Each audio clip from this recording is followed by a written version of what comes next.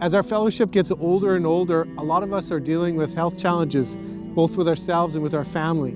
I want to share a story about how I was diagnosed with brain cancer, given 2 years to live, but God changed the story. So in 2015, I was diagnosed with glioblastoma, brain cancer, a tumor in my brain which is situated at the top of my brainstem, directly behind my right eye actually.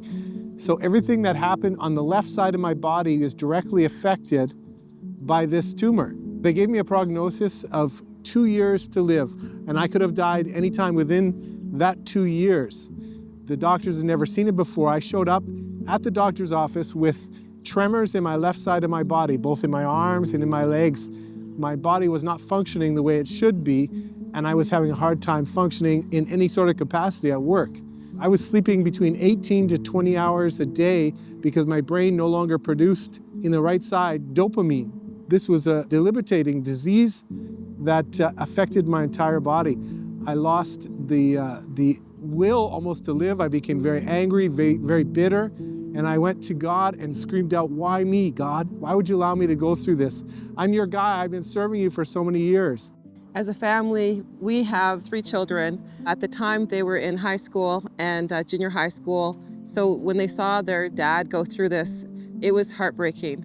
The top neurosurgeon in Canada, one of the top in the world, looked my husband from head to toe, and he told my sister, who was the nurse there, who then told us, he just said, "I'm so sorry. There isn't anything that we can do. Enjoy your life." We melted. The entire family. That's the only thing that I can use to describe, is that we melted, and we just didn't know how we could handle this, because what it meant was that at any moment while he was sleeping, while we were walking around, at any time, he could die, because the part of the brain where the tumor is located, and it's still there, it controls your heart and your lungs. And so the minute that it grew, that meant that your heart, your lungs, it would stop. So we knew that he could die at any moment. I cried so much that after 10 months, I started getting pain in my joints. And I realized that the pain was coming from the amount of salt that I was losing from the tears. I saw a study that said 30 to 40% of the caregivers actually die before the person that is being cared for. And everyone focuses on the person who's ill, but the caregiver is also trying to do everything and trying to be there. And even I wasn't really concerned about myself, really, to be honest, but I thought, you know what? I want to enjoy the time. I don't want to die before my husband. I want to enjoy this time on earth together with my husband, with my family each day. So it helped me to just rely on God and just trust, like, you know what? Our life, it's no joke. We're going to die. We have maybe 100 years to live. Let's just enjoy the day. You know, the incredible thing about going through challenges like this and wrestling with God is he always comes up with a response. I remember dearly a friend of mine who was the first ever open surgery on the brain while a person was awake in France. And he's since passed, but his wife asked me one day as we were having dinner together, through the challenges that we faced, she asked me, "How can you believe in a God who allows you to go through stuff like this?" And my husband, and I said, "If I had not gone through what we're going through today, I wouldn't know your husband, ma'am." His friendship meant so much to me, and God opened a door. And I think the amazing thing is Lesa and I, through the challenges, we never stopped being joyful. God changed our heart.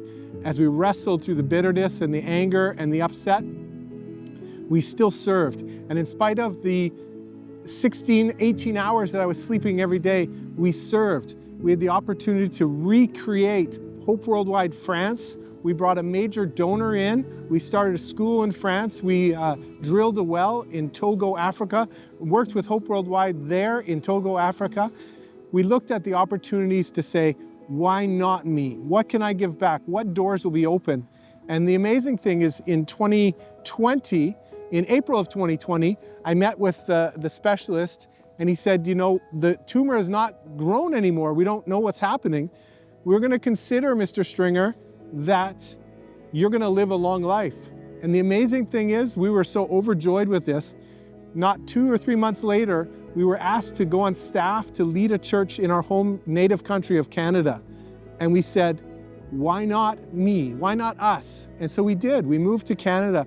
The church in Edmonton has been doing great. We've grown by about 30% in membership. The finances have turned around. The faith of the disciples there has come back. God has been glorified through all this. I have my name in a medical journal because the doctors have never seen anything like this, just written 2 years ago. And we keep telling the doctors, it's only God that can respond to this the way He has. It's a miracle from Him.